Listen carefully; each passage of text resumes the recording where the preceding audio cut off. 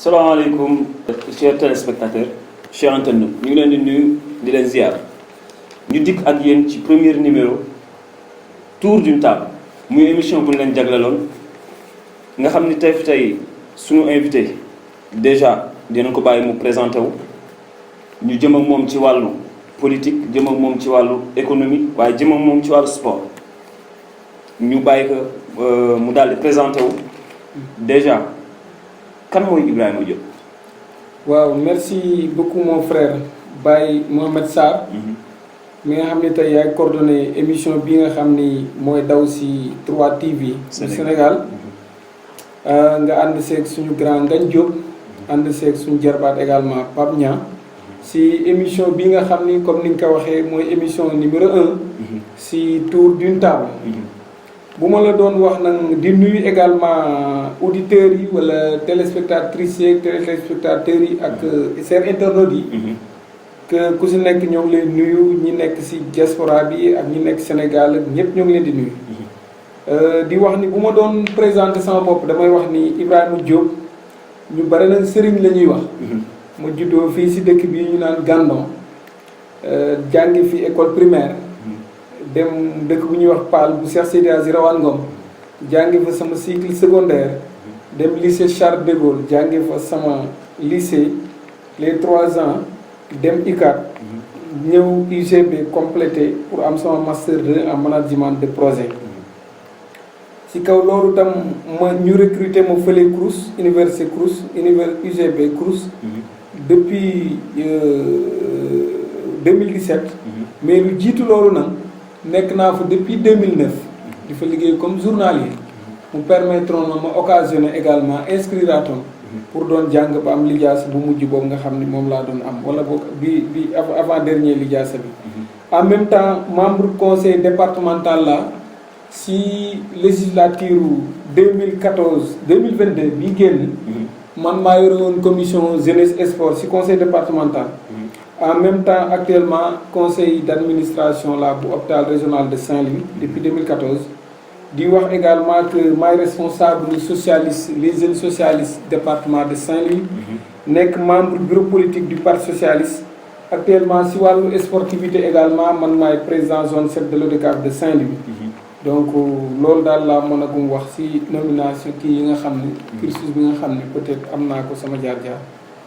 waaw ci gannaaw loolu defe naa ni loolu leer na bu ñu jàll ci beneen point bi déjà mu mel na tracé nga sa parcours professionnel ñu dégg si nga ni tamit am nga lijaasa si wàllu management. xam te ni jeunes yi fi nekk sax dañuy porter ay projet nan lañu war a mën a def tamit wala nan lañu mën a taxawee ba nekk seen mbiru bopp maanaam ci wàllu entrepreneuriat si wàllu management. xam nga tey dama nekk employé Crous. mais mën naa ni actuellement perspective yi nga xam ni fa la monde bi jëm. on va forcément vers l'entrepreneuriat. defe naa tey muy jeune bu nekk war nga mën a xalaat sa benn projet. mûrir que xalaat que teg ko ba nga xam ni suba da ngay am sa autonomie financière bopp. am di si activité génératrice de revenu bu nga xam ni si projet bu nga xam yaa ko conceptualisé yaa ko xalaat. donte encadré nañ la ba jàppale si. jàppale la si donc damay faral di wax naan normalement boo nekkee jeune yàlla may la xel ngay xalaat. war nga mën a xalaat projet bu nga xam ni si nga yëngu. ba nga xam ni yow loolu dana dem ba yow jural la koom-koom bu nga xam ni daa si mën a également di si dimbali ñeneen. kon dama naan entrepreneuriat vraiment moo war a nekk au mode. il faudrait que ñuy si comme population bi dañuy jeune. te chômage bi bare il faudrait que ñu xalaat également. pour mën a def loolu xëy na ñun tey ñoo ngi nekk ay employé Crous mais ñoo ngi xalaat tam comme management de projet lañ def ñoo ngi xalaat également que ay projet yu bëree bëri nit xalaat si pour mën a teg leen si yoon wala ba nga xam ne ñoom daan si mën a jaar pour mën a décoller pour mën a dem seen yoon. waaw def naa foofu leer na li ñu ciy dolli rek mooy gis nañ ni sa parcours tamit dañuy wax ci wàllu politique bi yaakaar naa ni politique durant que ñu xam ni yaa ngi ci Yewwi am na tamit loo ci def ba tey ci li nga xamante ni moo di local yi ñu passé gis nañ ni am na benn jéego yow ak sa waa parti ngeen def ko ba tamit ñu gis ni amoon ngeen ndam ci wàllu woowu noonu fii ci gox bi muy ci commune de Ngandong d'abord ana yan motivation ngeen am ak yan démarche ngeen def ba gagner confiance su population bi nga xamante ni ñoom ñoo topp seen gannaaw ba tey mën nañu wax ni sax am ngeen fi loo xamante ni mën nañu ko tuddee ndam ndax majorité bi ngeen soxla woon waxuma sax ci wàllu député wala genre mais gis nañ ni am na taxawaay boo leen taxaw te feeñ na fi est-ce que jotul tamit ngeen taxawal loo xamante ni tey ñu dëkk ci gox bi la mën nañu wax ni ñii ñooy suñu leader ñu jëmmal leen dëggal leen ba nga xam ne ëllëg ñoom ñooy mën a saytu ak nekkal ñi nga xamante ni mooy population bi fii. waaw xam nga mon frère. monsieur Sarr. xam nga ñun dañoo juddu si maanaam politique. dañoo yàlla daf ñoo nattoo ñu bokk si famille bu nga xam ni. dañoo juddu rek gis fekk ñuy politique. donc bi loolu amee yàlla def ñu nekk si parti socialiste am si ay ndombal tànk di si dem di ñëw. yàlla def tam depuis 2012 avec l'avènement de président Macky Sall. ñoo ngi dans le cadre de Benno Bokk Yaakaar ak élection yu fi mos a jaar ànd ak ñoom. mais bi ñu toogee ba gis ni ñun au sein de notre parti. le parti socialiste à qui son histoire est confondue avec celle de notre pays. le parti socialiste qui nous a amené à l'indépendance. man dama jàpp ni le parti socialiste c'est un patrimoine. donc patrimoine waruñu ko bàyyi mu dem dans l'ambra comme ça. waruñu ko bàyyi mu disparaître waruñu ko bàyyi mu déchiqueter complètement. moo tax ci élection législative yi bi ñu gisee ni dans le cadre de Benno Bokk Yaakaar. xëy na ñoom ni ñu investir dañ jël député yëpp yemale ko au niveau de la commune de Saint-Louis. et puis yemale ko ci biir APR. bi nga xam ni moom mooy locomotive bu Benno Bokk Yaakaar. de l'autre côté on a vu l'intercoalition Wallu Yewwi def benn maillage bu baax a baax. ba xam ni tas nañ ko ci communes yi nga xam ni moo nekk ci yëpp tas nañ ko ci parti yi nga ko seq loolu. ñu ni occasion la pour ñu taxaw xam ni ñi nga xam ni ñoo fiy jógee ci suñu département bi nga xam ni dans les années à venir ci ressources naturelles yi nga xam ni moo fi feeñ bu ñu amee ñu mën représenter ci fañ perchoir bi fa ñuy nase ak di fa noccee vraiment loolu danañu mën jëriñ daañu mën am alerte daañu mën a regarder daañu mën a xoolal lu nga xam ni suba li ñuy mujjee ci lépp transparence lay mujjee ci la ñu jóg décider àndandoog socialistes yi parce que du arrondissement de Raourac mën naa ni commune Saint-Louis les 33 quartiers de Saint-Louis fu camarade socialiste nekk xam naa ko ndax j'ai l'habitude de dire que Saint-Louis socialiste yu bare dañu retrouver tout seen bopp ci leaders yi nga xam ne ñoo nekk au niveau local moo tax ñu dem toog seen kër bi ñu toogee seen kër nag amoon nañu occasion dem seeti leen waxtaan ak ñoom convaincre leen delloo ci leen ni leen Abba suñu doom la bien vrai que ci axe côté Khalifa Sall taxaw lañ ko investiroon comme tey dellu ci na wurus waru ruus dellu ngalam ensemble nañu boole li ñu am dans le cadre de l'intérêt général dans le cadre de l'intérêt du département surtout dans le cadre de l'intérêt de notre arrondissement nañu taxaw xeex ba nga xam ni au landerneau politique bu ñuy répatrier waat carte gi parti socialiste dana figurer waat ci échiquier politique donc loolu moo ñu ci gënoon dugal alhamdulilah rabbil alamin dem nañ ci ak jàmm génn nañ ci ak jàmm mais génn nañ ci également ak alhamdulilah rabbil alamin njort yi ñu ci amoon yëpp am nañu ko donc ñu gis ni également réew mi dafa tombé ci escadron bu nga xam ni ça va vers le changement parce que jeunesse bi ak mag ñi sax mën naan ak ndaw ñi suscité nañu benn espoir bu nga xam ni loolu warul mën a arrêter il faudrait que mu nekk lu nga xam ne certes lu ñuy encadrer mais lu ñuy accompagner ba nga xam ni au finish nit ñi bu ñu defatee beneen alternance déception du am ci côté jeunesse bi donc loolu moo ñu ci poussé woon li nga wax nag au niveau de leadership local c'est vrai il est grand temps que les grands ensembles ñu dajaloo ñi nga xam ne ñoo nekkoon PUR ñi nekk parti socialiste ñi nekkoon taxaw ñi nekk PDS ñi nekk feneen ñu dajaloo vers l'essentiel pour que suba ñu mën a génnee suñu leaders yi nga xam ne suba bu instance de décision jotee ñu war leen tànn daañu mën a toogal comme na ma ko daan waxee bañ nekkee PAL yàlla nañu yàlla may ay doom yoo xam ne suba dañuy toog table conseil des ministres suba dañuy nekk ay ambassadeurs suba dañuy nekk ay députés suba dañuy nekk ay leneen ba nga xam ne bu ñu dellusee fii ci gox bi daañu mën a indi njëriñ muy intérêt gox bi ba nga xam ne économiquement ñun daañu ci yëg suñu bopp. waaw économiquement comme ni nga ko waxee dafa mel ne sax da nga làq ni sama lañ ci wàllu économie ñu gis ni Pencum Toubé mën naa wax ni commune bi sax parce que dañuy démarrer ci li nga xamante ne tey mooy suñu local boo nee localité fi nga dëkk la te ñun commune Ngandong yaakaar naa ni am na perspective yoo xamante ni war nañ ko mën a tëddal ci wàllu bànqaas ndax wàllu suuf lañ doon wax ndax dañ doon wax ci wàllu suuf ñu ni commune Gandon amul lu dul suuf mais ma gis ne est-ce que am nañu xalaat ni war nañu mën a changer idée boobu ay suuf kese la kii am. parce que déjà implanté nañ fi li nga xamante ni moo di kii bu Senelec bi ñu def fii. ak yi nga xamante ni hôpital yi ñëw perspective yooyu. ak li nga xamante ni dañuy pétrole bi mi ngi ñëw.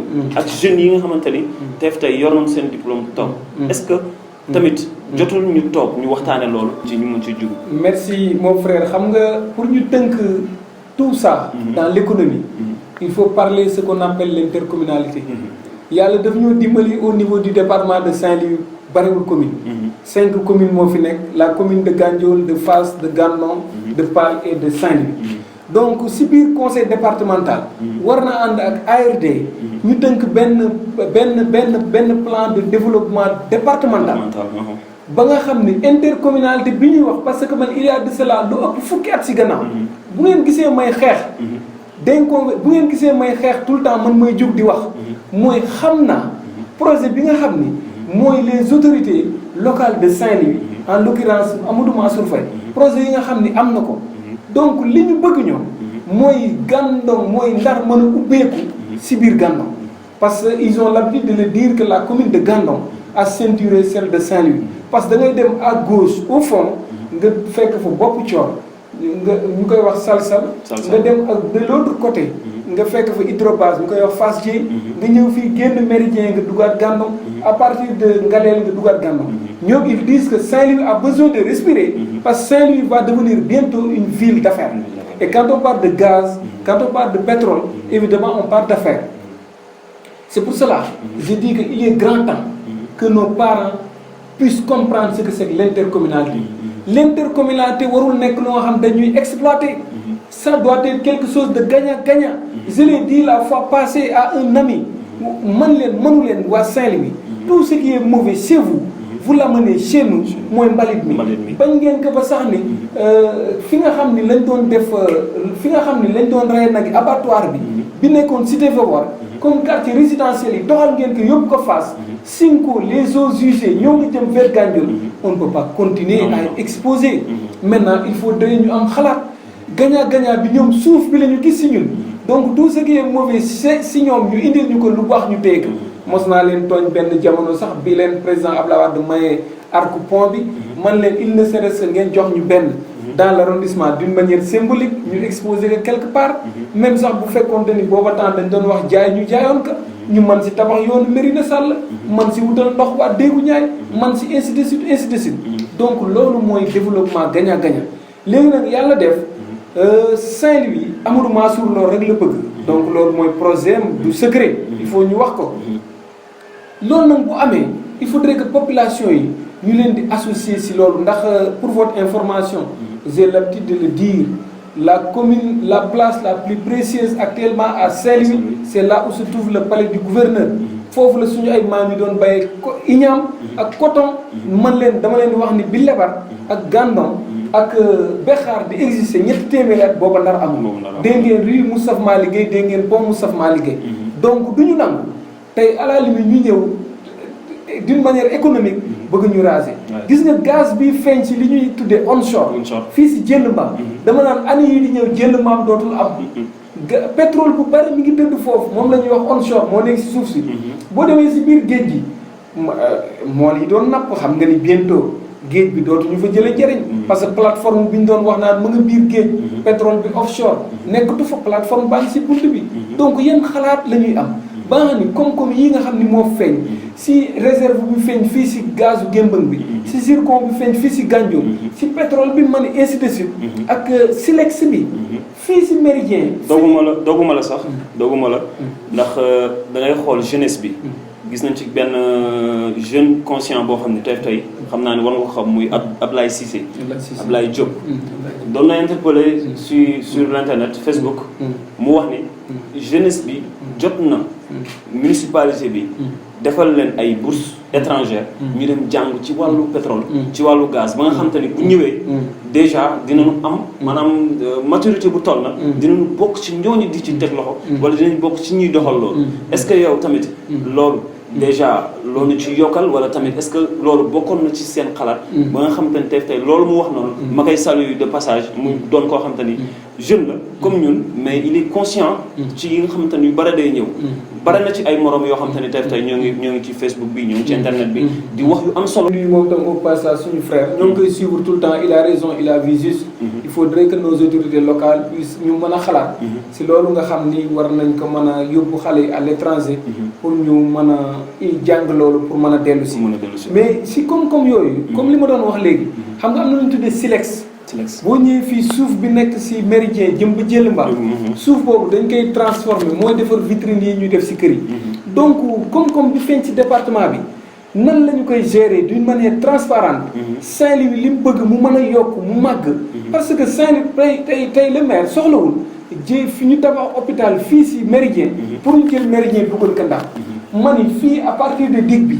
moi je propose ñu def fi benn pont mu traversé dem lebar. du ñu dagg lépp ay kër. nañ fa prévoir stade nañ fa prévoir ay cimetière nga xam ne loolu échelle départementale lay nekk. tekkiwul ni dañuy jël lebar dugal ko ndax. donc ku nekk garder sa kii si Gànnaar am na suuf indi suuf. Saint-Louis am na koom-koom. Paal am na espace. Gandiol am na koom-koom nan la ñuy boolewee ba nga xam ni suba benn jeune muy jeune garçon comme jeune fille. dootul am envie génn ci département bi dem feneen parce que bu ñu jàppalewul jeunes yi bu ñu géré wul koom-koom yi nga xam ne yàllaa ñu ko xéewale mu génn sur d'une manière transparente wala bés dina ñëw réew mi dina tombe ci lu nga xam ne du gënal nit ñi kon je ne cesse de lancer des appels aux autorités locales aux autorités politiques aux autorités administratives nañu jéem a former jeunes yi jàppale leen xam ni l'avenir ñoom la te ñoom la ñuy liggéeyal ñu fexe xeex lu nga xam ni suba jeune bi dana mën toog fii mën a daan dooleem mën a suturaal boppam si lu nga xam ni du soxla envie dem bitim réew wala dem feneen. jeune bi mën na daan dooleem te du dem bitim réew yaakaar naa ne loolu def naa loolu mooy xalaat muy ñëpp kii. sport présenté nga sa bopp sànq. mooy yow yaay président zone 7. ñu bëggoon xam ne parce que mi ngi normal ñuy gis ni zone 7 mi ngi def ay kii journée muy dox ba ñu dem final après c'est la fête. mais tamit est-ce que yéen doo leen jànkoonteel ay problème affaire yu réussir. waaw nga mon frère nawetaan moom ku ko wax xam ni enjeu yi ci bëri yi bu bal bi xasee daw les dirigeants ñooy njëkk yàq esprit jeu bi ndax ñooy nekk clubis réserve commencé coow yi commencé mais yàgg-yàgg ñaari équipe ñooy final bu jeex mais man fi ma bëggoon accentuer nawetaan bi moo il faudrait ñu delloo si ko au niveau local parce que man je ne cesse de le dire à chaque fois que la zone 7 war a organiser à Saint-Louis dañuy gis car yi nit ñi mobiliser xoolal benn parent war a mën a jóg génnee lu mat 5000 wala lu manqué pour jox passe dagal billet ay doomam te obligation xale yi seen loisiveté dañuy dem moi je lance un appel aux autorités locales que nañ ñu tabaxal benn stade digne de ce nom nga xam ne bu ñu waree compétir fii lañ koy war a mën a defee lu mu guddi fii la ñuy yem ñu mën fi compétir ba nga xam ni économie locale bi daañ ko mën a renforcer parce que tey di renforcer économie locale u Ndar dem foofu maire yi dañuy laaj xëñ la zone 7 di organiser parce que à chaque fois li si bëri zone 7 di organiser seen jaay ñu jaay day ceeb seen opportunité te fii tey ñu organiser maire bi jaay gerte caaf bii jaay ndox bii jaay beñe kii jaay keneen et puis retrouvaille bi nawetaanu démb dellu soir man de balaa mandat bi jeex ñaan naa yàlla loolu mën a am ba nga xam ni génération yi nga xam ne ñoom ñooy continuer mën a continuer également si loolu nga xam ni moom mooy mën a am je vous remercie. waaw ci kaw loolu tamit est-ce que parce que dama gis ni durant at yi nga fi def mu mel ni dañu am confiance yow ba di ko renouveler est-ce que loolu ñu ngi ci xam naa ne sax duma la wax ba xam fier nga ci wala fier ndax nit ki li mu nekk ñu ci am confiance ci moom tamit est-ce que am nga tamit looy mbébét nga fi nekk ba keneen di fi ñëw est-ce que amul loo mbébét loo xam te ne comme ni nga ko tuddee nga ne tey waroon nañu am benn stade boo xam ne wàllu stade bi ci boppam dafay lu ñuy moomal suñu bopp la ñu waa commune bi kon est-ce que jotul tamit démarche yooyu nga def ko. j'avoue que ni contact yi ñu ciy am. muy que ça soit le maire de Gandon. que ça soit le maire de Fass. daañu nañ si échanger lu bëri bëri. mais entre temps commune Gandon régime bi dafa changé. mais incha allah j'espère bien que dans les plus balay yàgg. daañu convoqué. donc si rencontre yi ñuy faral am. daañu continuer également pour wax leen que ñoo ngi yaakaaraan également. que ni Gandon daañu organiser benn forum. wala benn agora bu nga xam ni. danañu permettre occasion yooyu. ñun jeunes yi ñun ñi nga xam ñoo représenté en quelque sorte jeunes yi. parce que kuy wax sport wax jeune. wax l'oisiveté forcément. daañu continuer également di leen ñaax. di leen wutle même ay pistes yu nga xam ne. danañu mën permettre ñoom ay partenaires yu nga xam ne. daañu mën tabaxal benn stade digne de ce nom. incha allah rabbi dafa naa li ñu des bareetul doyen mu may interpellé. léegi ñu jàll suñu dernier point. suñu dernier point muy ñu souligner li nga xamante ne tey yow lan nga jàngat ci wàllu inconvénient handicap yi nga xamante ne de la manière tenue. ci wàllu politique dans la commune. parce que dafa mel na nit ñi dañuy ñëw soxla mbooloo bu ñu amee ci ñoom lu ne après li ñu diggalante woon ak ñoom duñ ko gis te et puis am naa leneen lu ma si doon ñaaxaale li ma si doon dugalaale mooy fan yi jàpp na ni ndox amoon na fi problème ndox moom ñu jéggi saay après mu changé nekk ndox mu neex parce que dañ ma ci interpellé jéggi saay après ñëwaat nekkaat beneen ndox boo xam te ne moo fi njëkkoon nekk est-ce que loolu tamit waruñu am ay communication parce que boo xool c'est la seule télé bi nga xamante ne moo fi nekk muy 3TV bi nga xamante ne tey moom bëgg na te jug na pour jublu ci li nga xamante ni problème yooyu ñuy am. je voudrais en profiter pour lancer un appel solennel aux villageois d'abord. Il faudrait que chaque village puisse s'organiser. Et mu mën a nekk comment dirais-je alerte. sentinelle bu nga xam day taxaw. ba nga xam ñoom à chaque fois il ne cesse. ñu dem ci autorités locales yi. administratives comme politique yi fi nekk. man leen di alerter à temps ci problème yi ñu am. bu ñu demee ba gis ni également mënul ma saafarawul. wala avancé wul les gens waruñu hésiter pour génn dem à travers la presse. pour yëglu seen bopp. donc bu ñu continuer ci anam yi nga xam moom la ñuy amee ma gis benn dëkk. wala benn localité. ay semaines. peut-être ay jours amul ndox. nit ñi continuer di croiser les bras comme si rien ne se passe. wala nga ubbi robinet bi léegi gis ndox mi xonq coy. mel na dara xewul. moi je crois que à la limite. dafa mel ne droit yi nga xam ni consommateurs yi. wala citoyens yi. am nañ ko dañ ko xamul. donc man maa ngi ñaan village yi à travers les CVD. à travers les comités locaux de développement. nañu gën a organiser wu gën a taxaw. servir de sentinelle et de veille. bu ko defee autorités yi daañu xam ni kat am nañu taxaw ñoo xam ne à chaque fois. xëy na si le besoin se fait sentir. daañu ñëw auprès d'eux pour man leen ko manifester ba nga xam daañu si taxaw. parce que loolu lañ leen fale. parce que damay profiter également di si wax ni. bu ñu la dénkee responsabilité. même bu jëree nga dem Chine. même bu jëree nga dem Arabie Saoudite. pour wuti ay compétences yu nga xam ni. ñoom nga mën a àndal. si liggéey bi si wàllu économie si wàllu pêche si wàllu agriculture si wàllu boo jël. au moins ñu mën la servir de conseiller. ba nga xam ne mission bii nga xam suba. bu jeexee au finish nit ñi daañu am quelque chose de palpable ni voilà. le bilan palpable et positif de ñi nga xam ne la ñu dénkoon suñu destinée pendant 5 ans. ñu dénkoon suñu destinée pendant 5 ans yaakaar naa ni temps bi jël nañu léegi benn suñu dernier mot mooy lan mooy ndax tamit jot na ci ñu jox gëdd li nga xamante ni moo di wàllu politique fii ndax ni ñu koy defee man dama jàpp ni ak ñeneen ñoo xamante ne nii amul suivi kon lan mooy que ni dañu war a changer fii dafa war a non mon frère Gaye doguma la très rapidement il faudrait qu'il y ait la gestion à la Thomas Sankara il faudrait qu'il y ait la gestion à la Paul Kagame barke démb Assimi Goïta il n'est pas plus intelligent que nos dirigeants qui sont ici il est en train de diriger une révolution pour le Mali Sénégal nañu xippi suñu bët nañu àndandoo viser benn leader nit ñi xam nga am si moom yaakaar naa mu ñëw ba ñu décevoir ñu xam ni dañu jëm vers le changement suba un leader d'opinion ou un responsable politique ñu dénk la ay responsabilité nga def malversation bu mu mën a doon ñu traduire la à la justice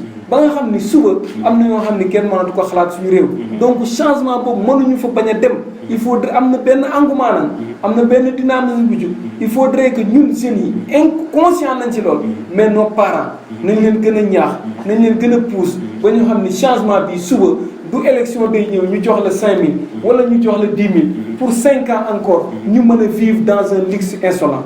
Moi je l'ai commencé d'ores et déjà que nañu commencé à nos parents commencé leen ñaax commencé leen expliquer que dynamisme boobu bi nga xam ni moo jóg il faudrait que ñii ñaan borom xam-xam yi imam yi man si ñaan ñu accompagner que pour Sénégal fii nga xam ni moom la dugg gouffre bi pendant des années mu mën fa dugg pour tegu si raay bi pour dem pour de bon donc loolu lañ si doon wax si économie. yaakaar ni nga xam te ne tey gis nañu Ibrahima Diop ci politique bi gis nañu ko ci sport bi ci wàllu économie tamit wax nga ci mais mu mel na dund nga loo xam ni récemment yaakaar naa ni ñëpp xam nañ ko ndax gis nañ la ci internet bi nga dund lu metti léegi loolu nan ngeen ko mën a expliquer parce que gis nañ ni am na punch ba nga xam te ni déjà dañ ci dégg lii ñu dégg ci léegi yow ndeyu mbi liggéey yaakaar naa moom nga ci mën a leeral muy premièrement ci li nga xamante ne moo di CROUS dafa xewoon ak lan moo waral loolu.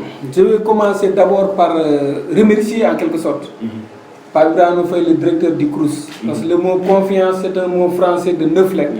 On ne la retrouve pas dans la Constitution ni dans les règlements. Mais c'est un mot qui peut vous apporter beaucoup de choses. À un certain moment donné, j'ai bénéficié de sa confiance. Il m'avait nommé de par ses pouvoirs discrétionnaires. Dem na ba yàggatu pour le dire en toute sincérité parce que man CV lañ ma nommé chef de village Cuy le dernier village universel mooy village bi gën a metti et puis c'est la première fois dans l'histoire de l'université des étudiants de la première année muy waa P31 ñu jox leen un village tout entier mosul am étudiant première année daawul am chambre ñu jox leen un village tout entier ñu ni nag comme ay xale lañu il vient d'arriver ki ñu koy jox nañu xool mu au moins mu am 2 critères premier critère bi mooy mu am seen âge deuxième critère bi mooy moom expertise bi def naa loolu ñu ma ko nommé woon matal naa ko parce que maa ngi si sant yàlla sama chef de service témoigné na ma si on devrait noter les chefs de village peut-être bu ma jëlul B bu ma jël ndaare man naa ne bi ñu ma nommé ba léegi 59000 moo yokk sama salaire depuis qu'on m'a nommé sama kër gi may tabax gànnaw teg ma fi brique donc le village m'a pris tout mon temps et autant avant ma nomination mes activités parallèles me permettaient de gagner 2 fois ce que je gagne à la fin du mois comme salaire cadre kon nag xàcc boo gis yiwwaay la mais dama jàpp ni fii Sénégal tollootuñ si jamono président Mamadou Dia tollootuñ si jamono Cheikh Anta Diop 21e siècle ak fi démocratie toll sa conviction politique nga jël si position bu taxee au lendemain des élections ñu war la si mën a sanctionner defe naa ni dañ koy war a mën a ñaawlu parce que loolu warul mën a am dañu war a jàpp ni sanction politique la bien sûr moom la ñu ma jox demande d'explication tey ni ma à travers les réseaux sociaux da nga wax ni dañ la sanctionner politiquement et je confirme ça c'est la réalité c'est triste mais c'est la réalité vraiment mais ci biir confirmation yooyu mais la sanction c'est-à-dire quand on vous dit que on vous a démis de vos postes c'est-à-dire mooy nomination bi nga amoon day ànd ak aspect pécuniaire c'est-à-dire ñu ni nommé nañ le chef de village 59000 yokk na sa salaire mais nommé tuñ la c'est-à-dire mooy frigo lañ la yóbbu mooy fi nga newoon rek fi nga nekkoon nga nekkaat lañ la delloo si waat donc fi mënoo manul quand même mënoo ñaaw defoo faute lourde defoo lu administration tere ñu xëy dàq la sans explication mënoon na sans explication moo tax aujourd'hui quand je devrais répondre à la demande d'explication je leur ai dit que vraiment quand même c'est des choses c'est terre à terre il faut ñu teg ko suuf beneen bi mooy moi j'ai l'habitude de dire que y a 2 personnes dafa am ñaari gens dafa am fas ñaari nit yu may gis CROUS ñun ñooy nekk tout le temps am na ñoo xam bu ñu leen wàccee li ñu njëkk a xalaat incidence financière train de vie bi banque yi di ma sonal moi je dis non alhamdoulilah xam nga lu tax pour rien au monde je ne vais pas me rabaisser à ce point jusqu'à aller leur supplier c'est leur poste c'est de leur responsabilité ils m'avaient confiance def ma ko amatuñ que ça c'est pas un problème maintenant juste rek nañu xam ni CROUS du boîte bu nga xam ne dañ ko war politique yi CROUS boîte la boo xam ne dafa inspirer confiance dafa inspirer yaakaar te il faut mu des fi parce que njëkkuñu fi woon duñu fi mujj am na ñu fi nekkoon nekkatuñ fi suba dañ fii kii beneen bi ma jeexal foofu wax ni pouvoir surtout ak saytara li ñu tuddee doole ak sañ-sañ kenn am ko yàlla rek moo kam